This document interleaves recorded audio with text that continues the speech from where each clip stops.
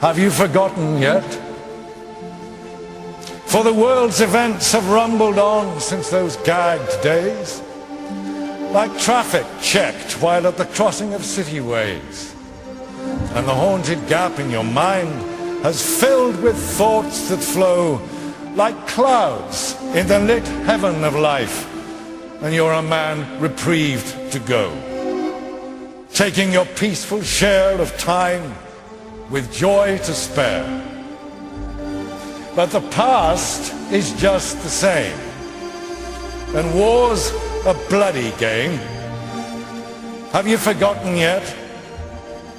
Look down and swear by the slain of the war that you'll never forget.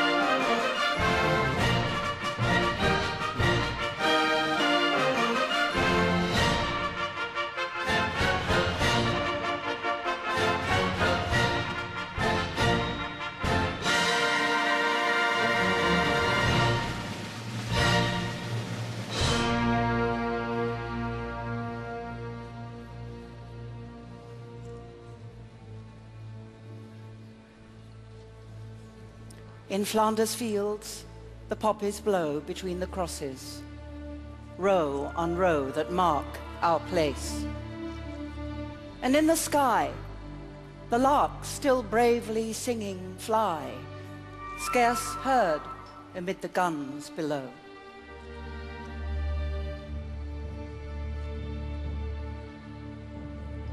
We are the dead.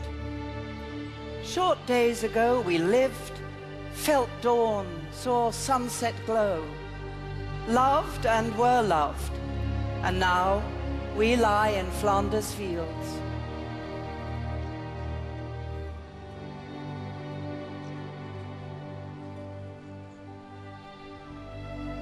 Take up our quarrel with the foe.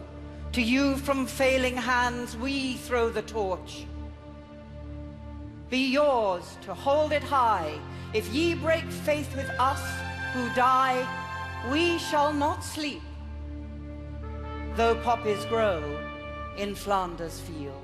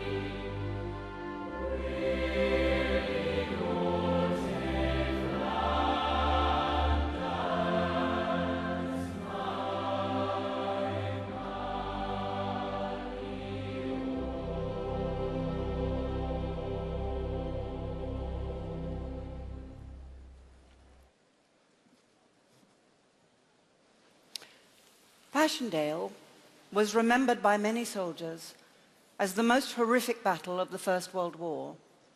Officially called the Third Battle of Ypres, it was one of many battles that were fought in Flanders by the armies of the British Empire and her allies. Britain entered the war in 1914, following the German invasion of Belgium. The French, British, and Belgian armies did all they could to stop the German advance through Europe. 2 months later, in October 1914, the fighting arrived here in Ypres.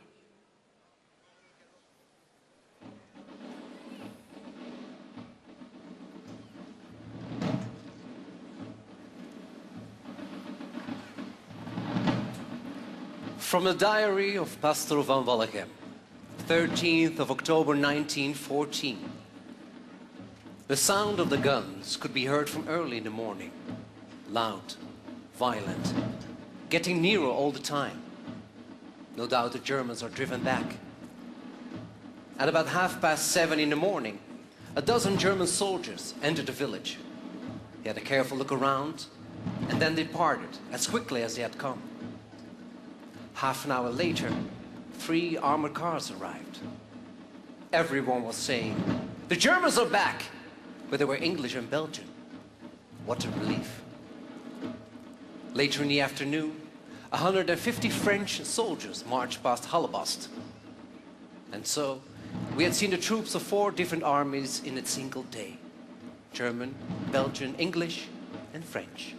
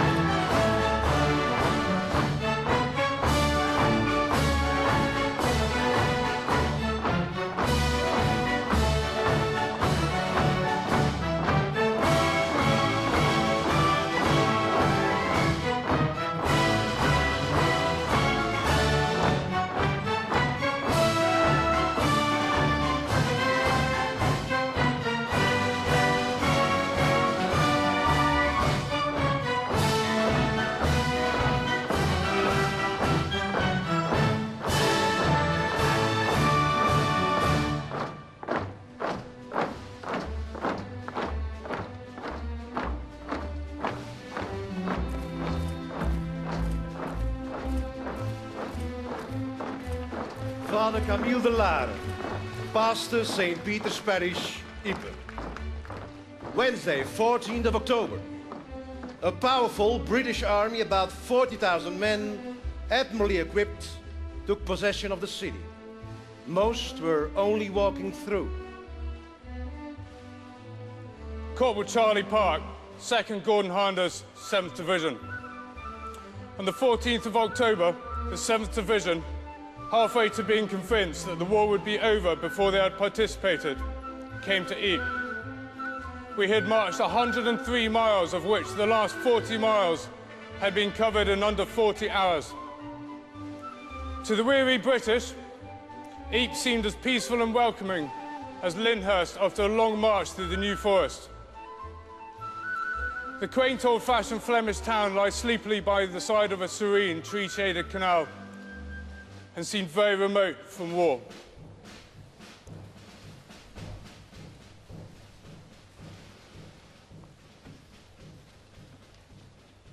Sister Marie Marguerite, teacher and member of the Sisters of Mary at the La Motte Convent, Ypres. 14th to the 16th October 1914. 250 English soldiers and 60 horses were housed in our convent. Inside the town, there was still a number of British and French soldiers. All the city's ambulances, our school, were full of refugees and represented the saddest of scenes. Oh, how we pitied them. But also sadly, they represented the desolation and destruction of our poor country, Thank you. which only yesterday was so happy and prosperous. Gunner Charlie Burrows, Royal Field Artillery. October 18th, moved off at 4 p.m, past hundreds of refugees. All seem terrified. They block the roads, and we cannot move until they get back towards Ypres. We expect to be busy soon. Our officer tells us that a great battle will soon be fought here. October 19th, all the people are running for their lives. The village is burning just in front of us. As we move on, the Germans start shelling again, and we see the shells are falling all upon them. Poor things.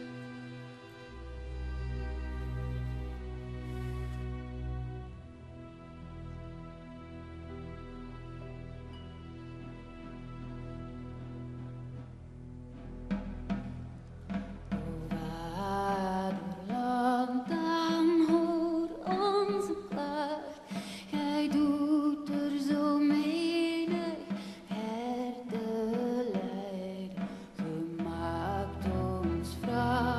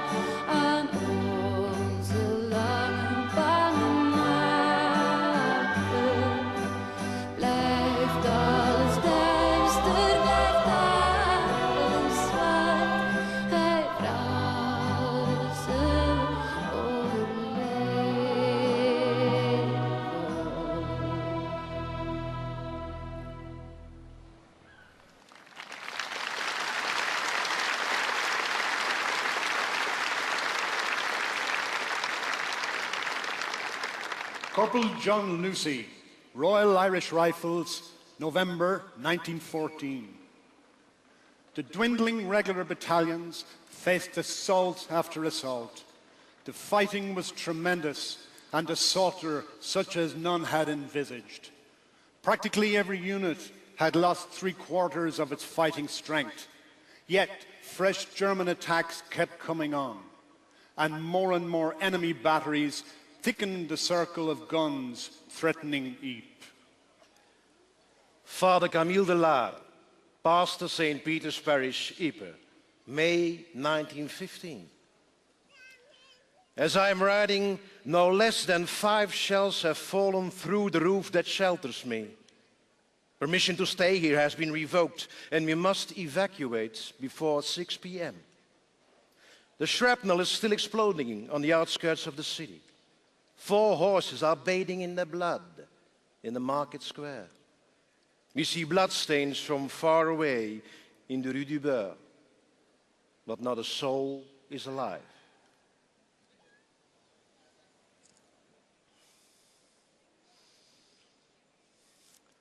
When the British troops arrived in Ypres, they brought with them a secret weapon, their sense of humour. In the ruins of the city, a group of soldiers from the Sherwood Foresters, led by Captain Fred Roberts and Lieutenant Jack Pearson, produced an extraordinary satirical trench newspaper, which laughed at the High Command, at the horrors of the war, and at their conditions. Its defiant flippancy embodied the triumph of the human spirit in the face of overwhelming adversity. Oh, to be in Flanders, now that spring is here. It's February, sir. Is it, Barnes? I find it frightfully difficult to tell. Certainly very hot for the time of year. Fritz's love tokens do seem to be appearing with disturbing accuracy. That's how we know the artillery's not our own, sir. Yes, thank you, Sergeant. No, but have you seen the state of the roads out there, Lieutenant? Quite appalling, full of enormous holes. I'm going to have to complain to the Ypres Town Council. And as for the state of some of the trees... The Bosch gunners use them for target practice, sir. Yes. They're not as popular as they used to be. Oh, shit. Very good, sir. Right, usual drill. Search the place for anything we can use, preferably of the metal or timber variety. Sir, where's this Ypres place everyone keeps talking about? Ypres is what the Belgians call wipers. Ah, right, sir. Funny lot, the Belgians. It's like that Napu rum they have over here. I never seem to get any. Napu is from the French god. Il n'y en a plus. There is no more. Well, why did they just say that, sir? There's nothing here, sir. Napu salvage, sir. Very good, Don. We'll make a supper of you yet. Hey, take a look at this, sir. What the bloody hell is that? That, Barnes, is an Arab. I'm not stupid, son. The Arab is an Anglo-American hand-fed platen press. It's a manual pedal-operated printing machine. And it is a work of art. So shall we smash it up? No! How on earth do you know all this, Tyler? I used to be a printer in Civvy Street, sir. Really? Can you make it work? Well, she's been knocked about a bit. Had some unwelcome visitors, but give it a bit of time, yes, sir. I reckon so. Splendid. Because we're going to borrow it. Isn't that looting, sir? No, it's the temporary requisitioning of civilian facilities for military purposes. Sounds like looting to me. You ever done any journalism, Pearson? Good God, no. Excellent, me neither. Because what we are going to do, boys, is produce a newspaper. Aren't we, Sergeant? If you say so, sir. What, like the Daily Mail? No. I was thinking of something rather more accurate. And what shall we call this publication? The Ypres Times. Huh? Ypres, sir? Oh, it's not going to be in Belgian, is it? We all call it wipers, sir. Yeah. Very well. The Wipers Times. Right. You heard the captain. We have a newspaper to produce. So, will the Wipers Times address the big issues of the war? Of course. We'll write the first thing that comes into our heads and Fill the rest with advertisements. There might be a slight problem with potential advertisers, such as, shops, restaurants, theatres, small businesses, etc., etc. What problem? There aren't any. Oh. They've all been blown to buggery. Oh, is that anywhere near Popperingy? No, it isn't. You didn't hear that, did you, men? No, sir. But it was most amusing. I'm sure we can find some advertisements. Fred, you are an incorrigible optimist. Optimism. Now, there's a dangerous thing, particularly in a war. Jack, do you suffer from optimism? Men! Are you suffering from optimism? Many are and don't know the telltale signs. Is it serious, Doctor? I just need you to answer a few questions. Do you wake up in the morning feeling all is going well for the Allies? Yes, Doctor. Do you sometimes think the war will end within the next 12 months? Absolutely, Doctor. Do you consider our leaders competent to conduct the war to a successful issue? I should say so, Doctor. Oh, dear. This is the worst case of cheerfulness I've encountered. But don't worry, I'm writing something for you now which should cure you completely. Is it a prescription, Doctor? No, it's your orders. I'm sending you to the front line. Thank you, Doctor.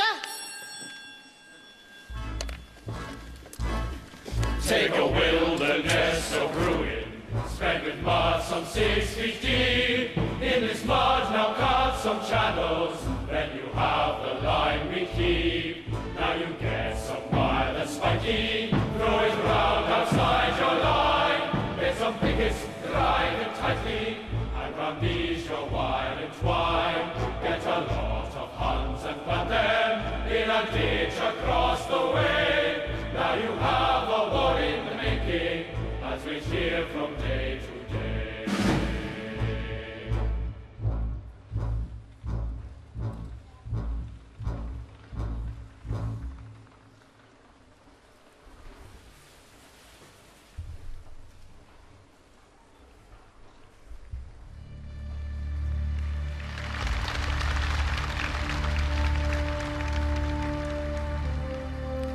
Ypres stood between the German army and the coastal ports.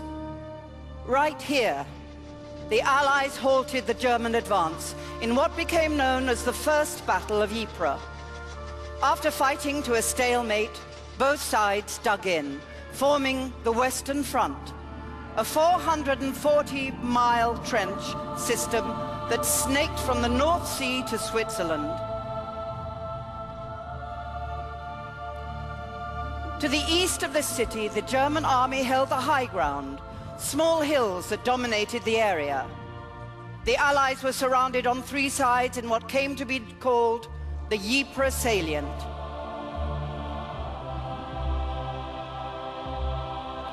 The Second Battle of Ypres in the spring of 1915 saw the German army launch a major gas attack here for the first time. The Allies were driven back, but the line held, just. Their foothold became smaller, the pressure even more intense. Fighting in the salient was continuous. Over 1 million men marched along the Menin Road, many passing through this square, on their way to the front line. Shelled constantly, it was one of the most dangerous places on the Western Front. Every regiment and corps of the British Army would serve here. And by 1917, thousands were wounded or killed every month, just holding the line.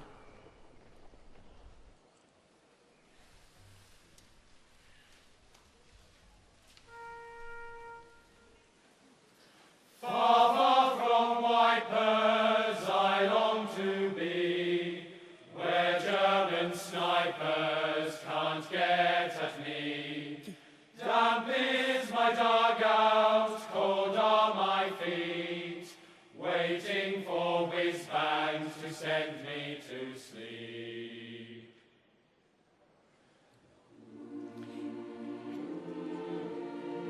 In the summer of 1917, the Allies began a major offensive to push back the German army and to finally break out of their precarious positions in the salient. On the 31st of July, after 2 weeks of intense shelling, the infantry attack was launched. The Third Battle of Ypres would rage for the following 100 days and eventually come to an end at a small village on the high ground, Passchendaele. This is the story of that battle, told by the men who were there.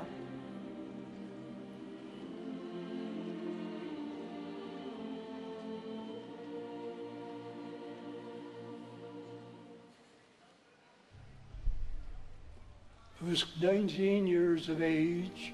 I was in the front line trench at Passchendaele. Now Passchendaele, when I knew it, was flat. Everything was blown to pieces.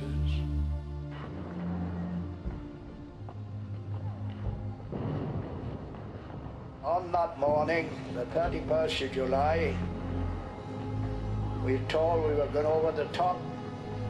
The terrain was very, very difficult. Shell holes, some of them you could drop a house in.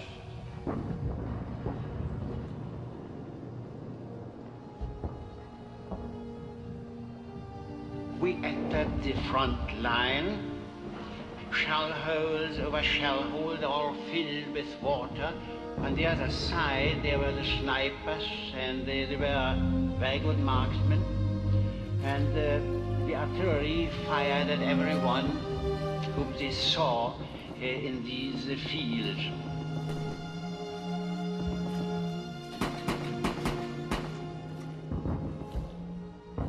About 8 o'clock in the morning, one of those whiz-bang shells landed about 2 feet under me and blew me right over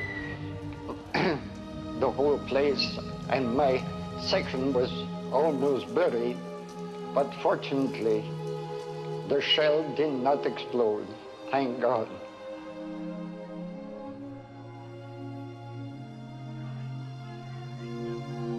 The air was boiling with the turmoil of the shells flying through it. We were thrown about in the aircraft, rocking from side to side, being thrown up and down. Below us was mud, filth, smashed trenches, wreckage of airplanes, bits of men. And as we came out of it, I felt that we had escaped from one of the most evil things that I have ever seen at any time in any of the flying that occurred to me during that war.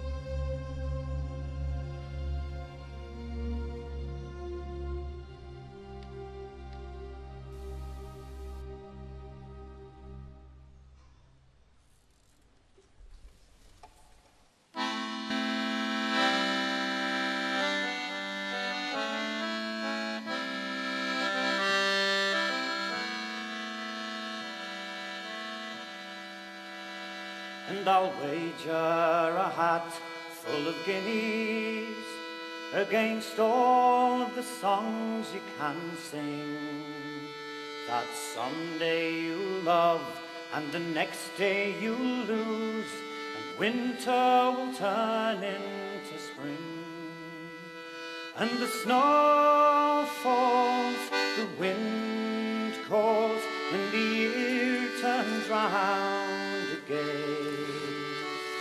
And like barley corn, who rose from the grave, a new year will rise up again.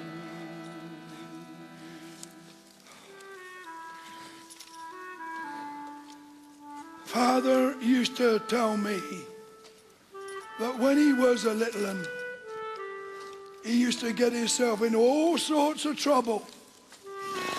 He always said that the worst scrape he got himself into was the First World War. And the worst battle he was in was at Passchendaele. And he was there all because of an horse.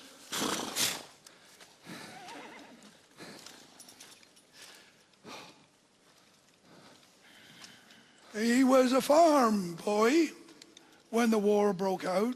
15, that's all. Like me, he didn't get a lot of schooling. He always said you could learn most of what was worth knowing from keeping your eyes and ears peeled. Anyway, that's by the by. Father had this young colt, Joey, he called him. Broke him to alter, broke him to ride, broke him to plough. Grew up together, they did. Best friends, meant the world to each other. And if ever that horse got sick, Father would bed down beside him in his stable till he was better. He loved that horse like a brother he did. Now, Father weren't old enough yet to join up, but Joey was. Father was busy with Joey out in the fields. He weren't thinking about the war. He was thinking about his ploughing. He didn't know the army would come into the village looking for good, sturdy horses to buy for the cavalry, for pulling guns or ammunition wagons or ambulances. They needed all the horses they could get, and they were paying good money too. Come on, Joey. Come on! Come on! Come on! It was his own father who done it. Done it without telling him. Done it behind his back. His father took Joey up to the village and sold him off to the army. Father, no. No! Father! £40 he got for him. Albert squared up to his father and told him just what he thought of him. Said goodbye to his mother and told them he was off to join up to find his Joey and bring him home. Nothing they could say would stop him. Now, there's millions of men over there at the front in Belgium, and millions of horses too. Needle in an haystack, you might think. Father told me, and you'd be right. Just staying alive was the difficult bit. The worst was at the Battle of Passchendaele. He always said that. Hell on earth, he called it. For men and horses both. The horses died just the same way the man did. Shell fire, machine gun fire, barbed wire. And every horse Father saw, dead or alive, he thought it might be his Joey.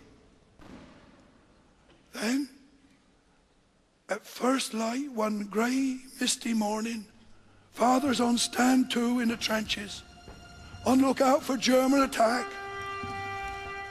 And he looks out through the mist, and he sees something moving out there. Not a German, not a cow, but a horse. A horse in no man's land. Well, he never thinks twice. He loves horses, all horses. So he's got to go out there and fetch him in, hasn't he? Quick as a twig, Father is up and over the top and stumbling through the mud towards this horse. Trouble is, there's this German bloke doing just the same thing. And he's waving a white flag. No one shoots. So the two of them, a Fritz and a Tommy, had a nice little chat. So what do we do now? The German spoke a little English. Father didn't know hardly a word of German. We don't want to start a war now, do we? The German bloke laughs, takes a coin out of his pocket, holds it up, and says, I have a good idea, Tommy. Let us toss for the horse. You call. Seemed like a fair idea to Father, so he calls. Heads.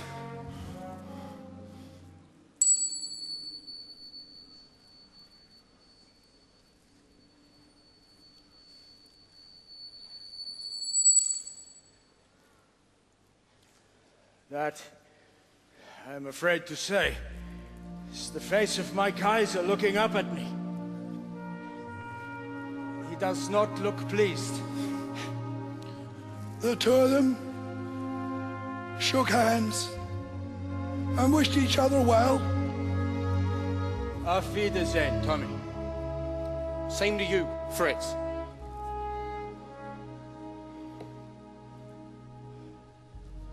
So, Father won, and you guessed it.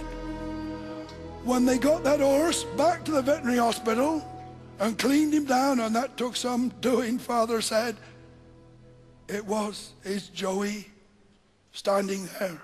That takes some believing, I know. But it's true enough, I'm telling you. Father always said he and Joey were the lucky ones. They came home at the end of the war. And the whole village was there to meet them. Bells ringing, band playing, flags flying. But all Father could think of, he told me, as they rode up into the village that day were the millions of men and horses on all sides for whom the bells were not ringing, the band not playing, who were not coming home.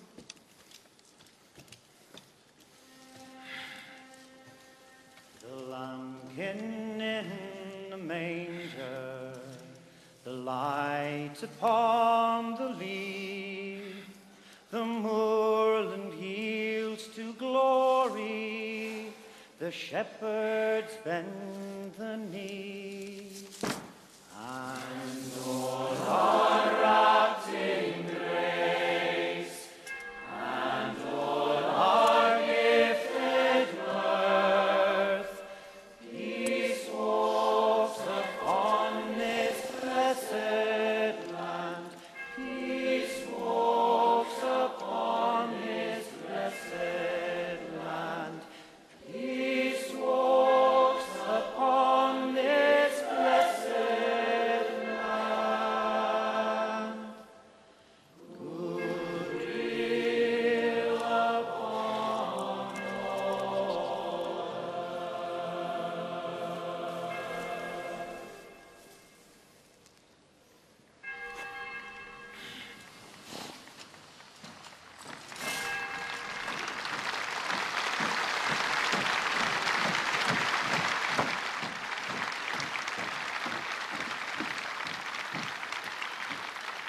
On the second day it began to rain, and rained continuously, so that the bog of Passchendaele spread out into a lake. And to begin with, we were sitting up to our knees in mud and water. Now the mud at Passchendaele was very viscous indeed, very tenacious, but it also stuck to you all over. It slowed you down. It got into the bottom of your trousers, and you were covered with mud. It drew at you, not like a quicksand, but a real monster that sucked at you. Because of the mud, there were no trenches, just shell holes. That forward line was made of shell holes. The men were wet to the skin day after day. Their overcoats were plastered with mud. So you can imagine how hard it was to move at all. I remember very well trying to assist a lad. We called to him. I said, "Are you hit, son?" He said, "Yes, I am a little." There was no hope of getting to him. He's in the middle of this huge sea of mud. And the look on the lad's face was really pathetic, but I couldn't do a thing. Had I bent a little more, I was to have gone in with them, as so many did. I don't know how far the duckboards extended, but each side was a sea of mud. You stumbled and slid along. If you slipped, you went up to the waist, possibly. Not only that, but in every pool was decomposed bodies of humans and mules, perhaps both. And if you were wounded and slipped off, well, then that was the end of you.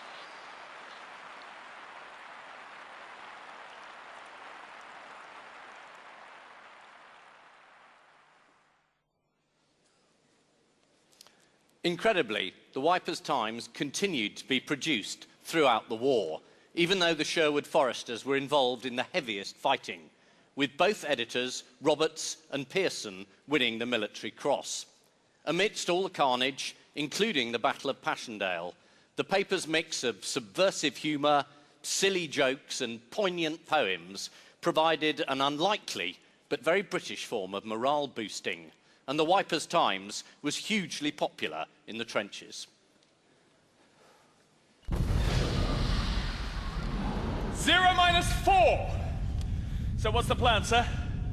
What we've got to do, Jack, is increase the print run, up the cover price, bring in some new writers. You don't think you might be getting rather obsessed with the Ypres Times? Obsessed? I'm not obsessed.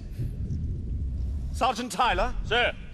Any new submissions to the paper? Bleeding hundreds. Excellent. You haven't read them, Fred. Please tell me it isn't all poetry. Fine. It isn't all poetry.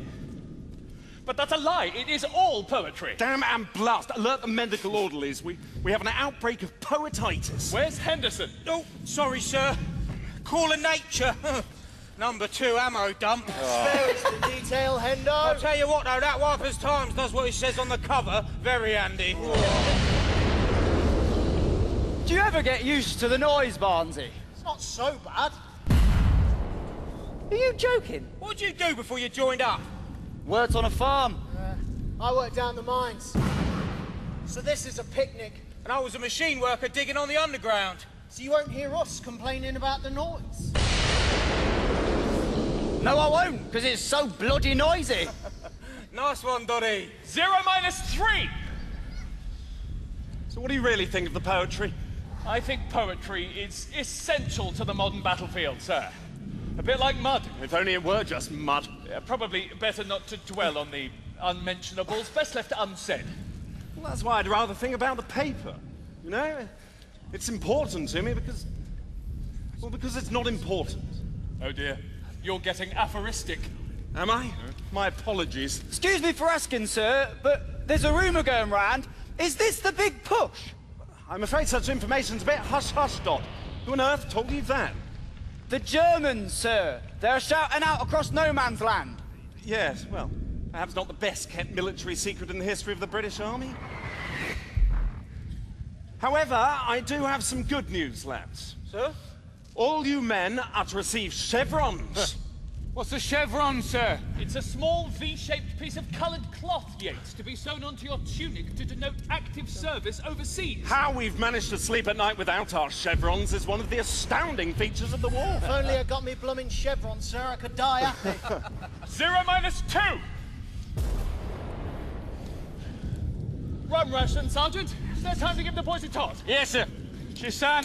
Dod's too young, I'll have his. Yeah, we don't want you incapable, Henderson. How would you tell, sir? Any chance of seconds? No, lad.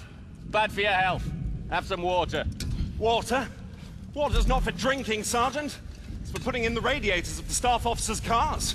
Don't do anything that's risky. Forget the water. Try some whiskey. 1 minute.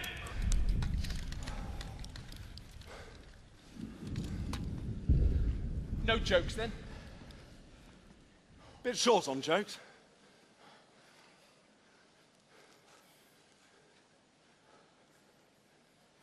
There are various types of courage. There are many kinds of fear. There are many brands of whiskey. There are many makes of beer. There is also rum, which sometimes in our need can help us much. But 'tis whiskey. Whiskey. Whiskey hands the courage which is Dutch. On the signal, company will advance.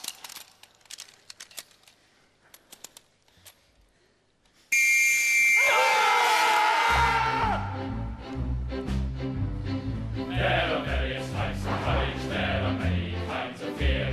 There are many brands of whiskey, there are many makes of beer. There is also rum, which sometimes in our need can help so much. But it's whiskey, whiskey, whiskey, and the courage which is Dutch. Whiskey, whiskey, whiskey, and the courage which is Dutch.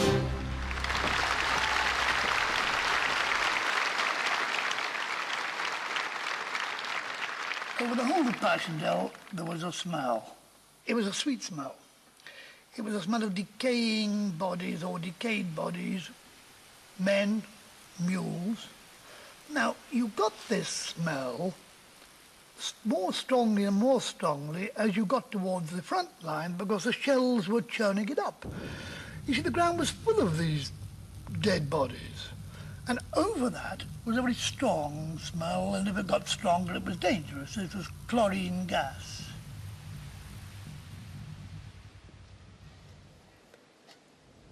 Dear Mrs. Morris, I do hope you will have this note before learning from the War Office.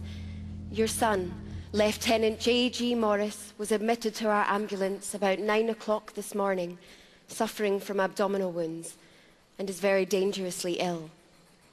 He was operated on shortly after admission, is just as well as we can expect. He's young and strong, and we hope with God's help to pull him round for you. I will write again tomorrow and tell you how he is. Need I say how deeply we sympathise with you in your anxiety for your brave lad. Yours sincerely, Sister Annie Wright. I remember these wounded men hanging on to each of these duck boards, you see, with their body about half submerged in the mud. And some of these fellas, not knowing they were there, would step on their fingers, you know. And the screams, oh, golly, just haunts you, you know. But strict orders, you couldn't help them, you couldn't do a damn thing, you just had to keep going.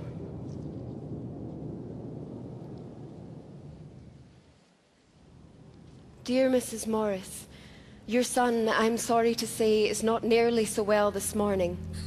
He had a very restless night, and his condition causes much anxiety. He does not appear conscious of pain and takes no interest in life. We'll write again tomorrow. I'm so sorry for you, so far away from your boy, but we give him all possible care, believe me. Yours sincerely, Annie Wright. I came across a Cornishman. He was ripped from his shoulder to his waist with shrapnel. And directly we got to him, he said, shoot me. Before we could pull the revolver, 30 seconds, he was dead. He just said one word, Mother.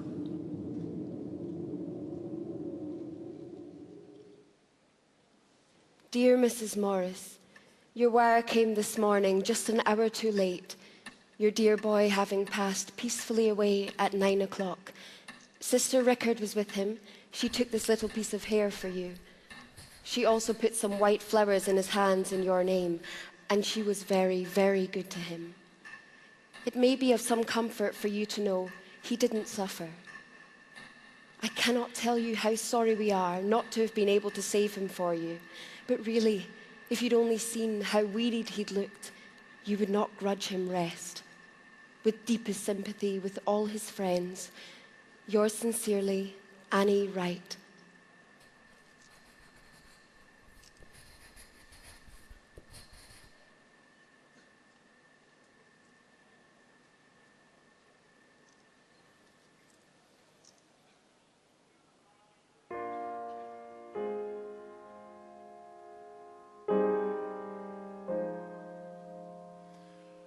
I'm homesick for my hills again,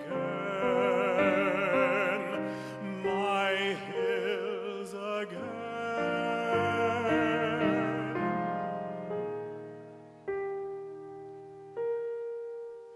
To see above the Severn plain unscabbarded against the sky the blue high blade of Cotswold lie.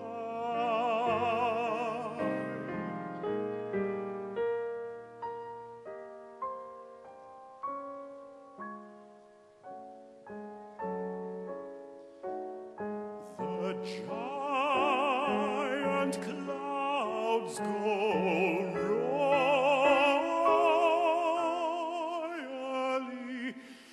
by jagged Malvern with a train of shadows.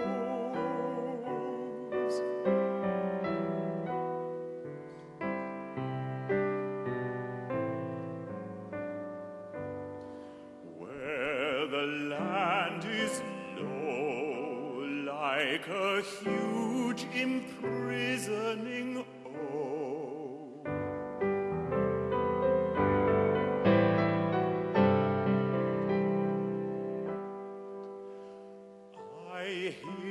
a heart that's sound and high. I hear the heart within me cry. I'm homesick for my hills again. My hills again. Cotswold or Malvern, sun or rain.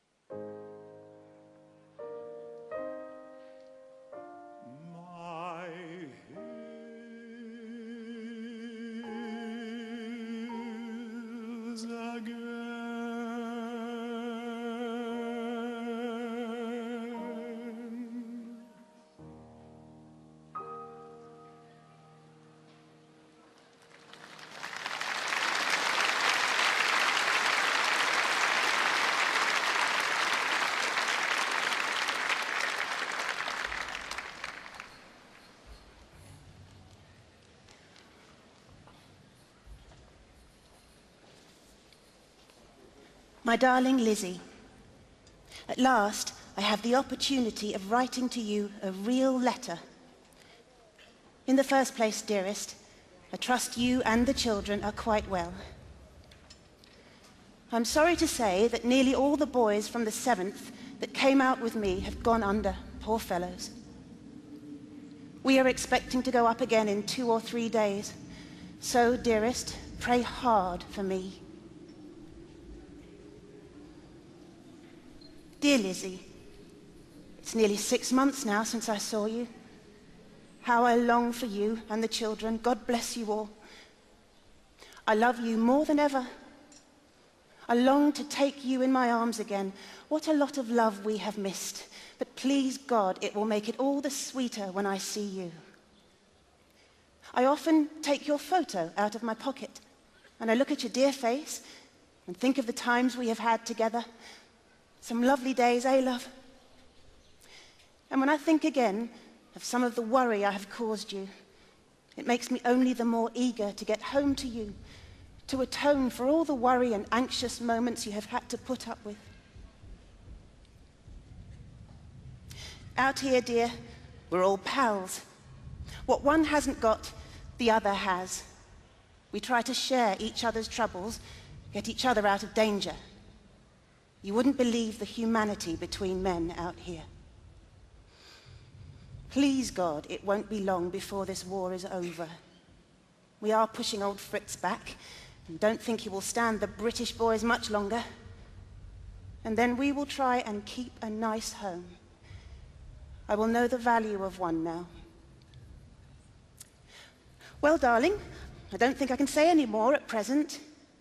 Good night, love. God bless you and my children, and may he soon send me back to those I love, is the wish of your faithful husband, Jack.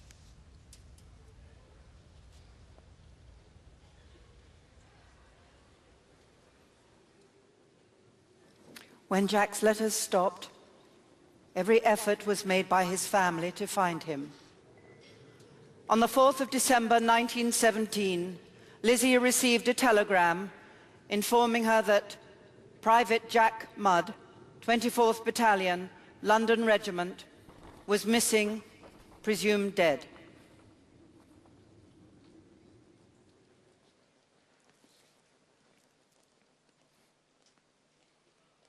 There's no words. There is precious little glamour about modern war seen on the spot. Squalor is its means and destruction its end.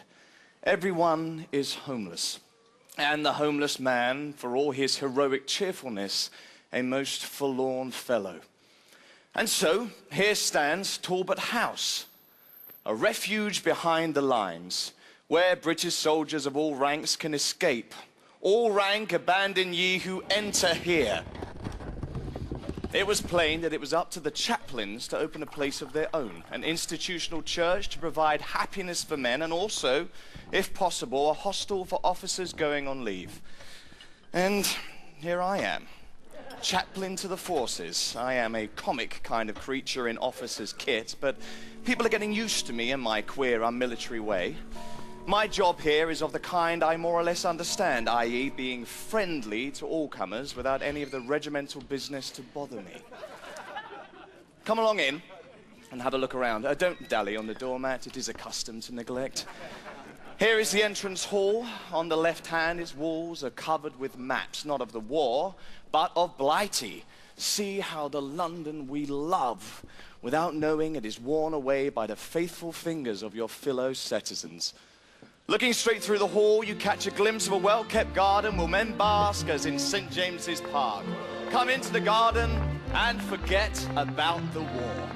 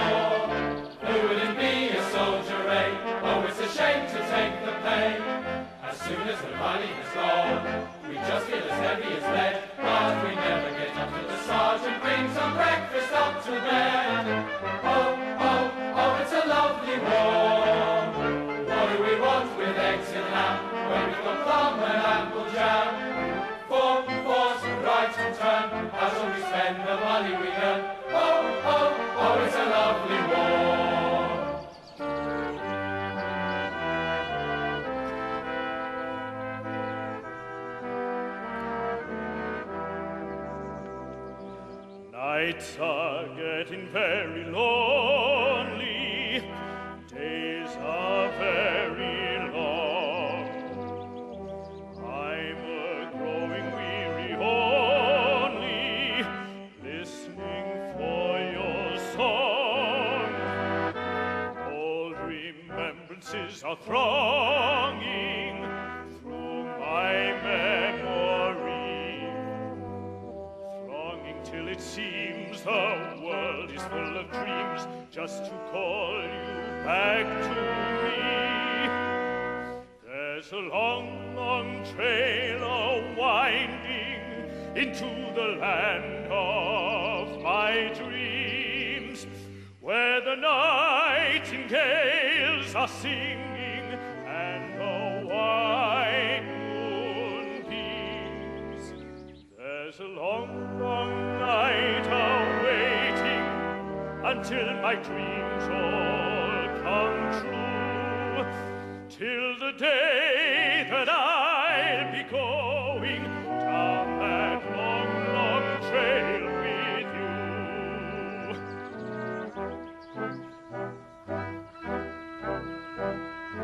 All night long I hear you calling, calling sweet and low. Seem to hear footsteps falling everywhere I go. Though the road between us stretches many a weary mile, somehow I forget that you're not with me yet when I think I see you smile. There's a long, long trail winding into the land of my dreams, where the nightingales are singing and the white moon beams. There's a long, long night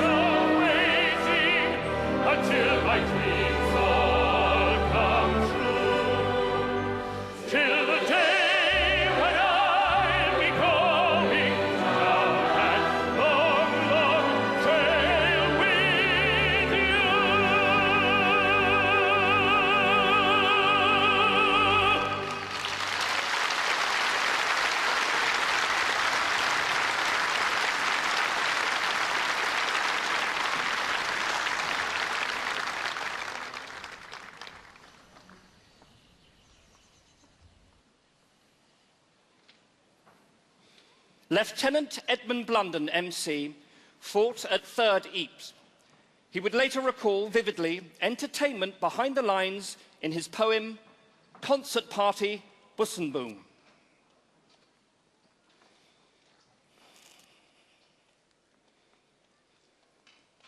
The stage was set, the house was packed, the famous troupe began.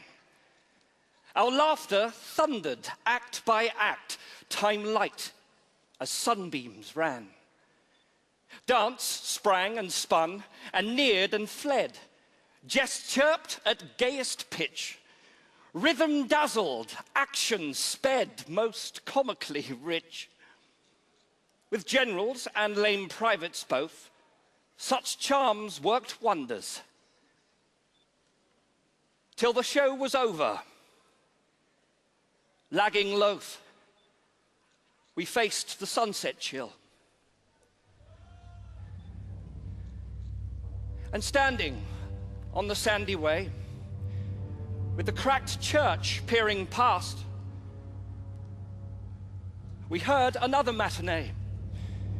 We heard the maniac blast of barrage south by St. Eloi, and the red lights flaming there called madness.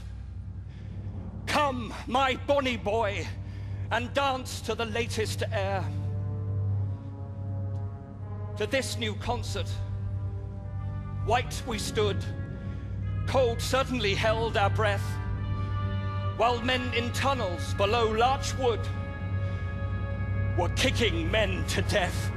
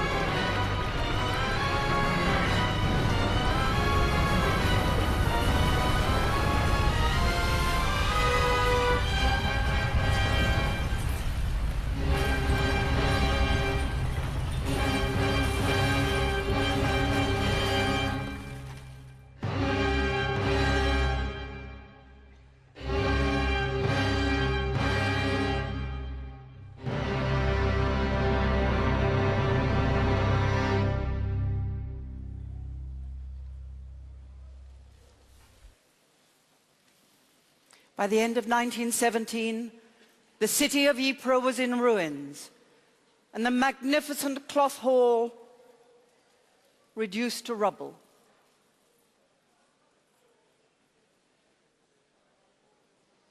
On the 10th of November, British and Canadian forces finally secured the village of Passchendaele, and the offensive was called off.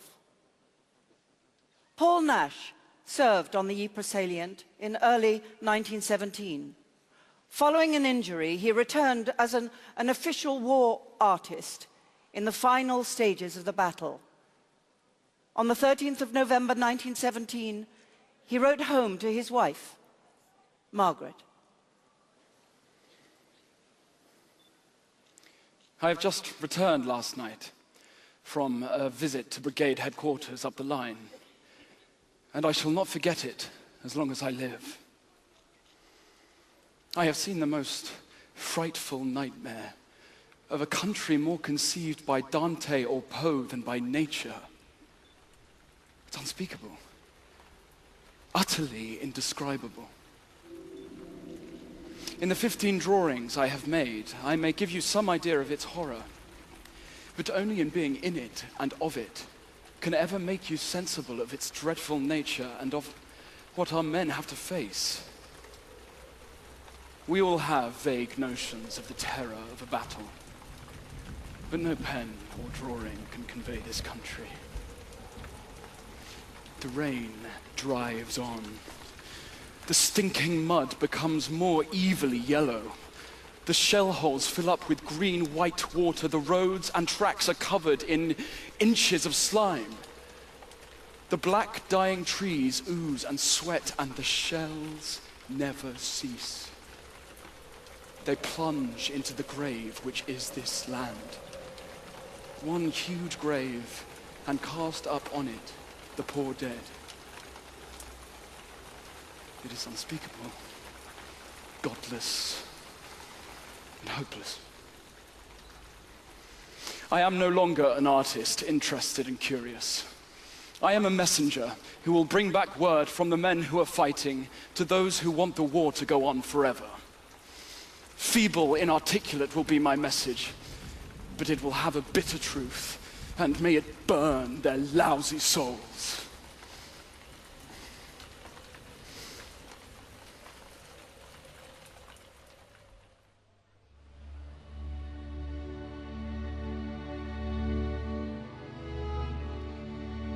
Passchendaele was the infantryman's graveyard. We called it the slaughterhouse. And even the most seasoned veteran felt he'd be lucky if he got there and came back. There was no chance of getting wounded and getting a blighty one at Passchendaele. You'd either get through or die. The day we came out of Passchendaele, I think that was the day that I was most scared of all. I mean, throughout the war, you didn't sort of anticipate being killed. When you saw chaps killed, well, you sort of felt, well, you know, this is the war. It was only when a friend of yours was killed that you really felt it. The worst thing for me was Passchendaele. That's where we were already right in the thick of it, and it was just horrible. The mud, the shocking waste of life. Passchendaele. I would say that people came out of Passchendaele simply numb. Numb, mentally and physically. And I wouldn't have thought that many of us would have recovered from it. But c'est la guerre, and one good leave does an awful lot for a man, you know. When I was out there the last time, we went to one of the biggest German cemeteries. And then you go and you see the English stones. And it makes you sick to see all the stones, all people who died. It's all wrong.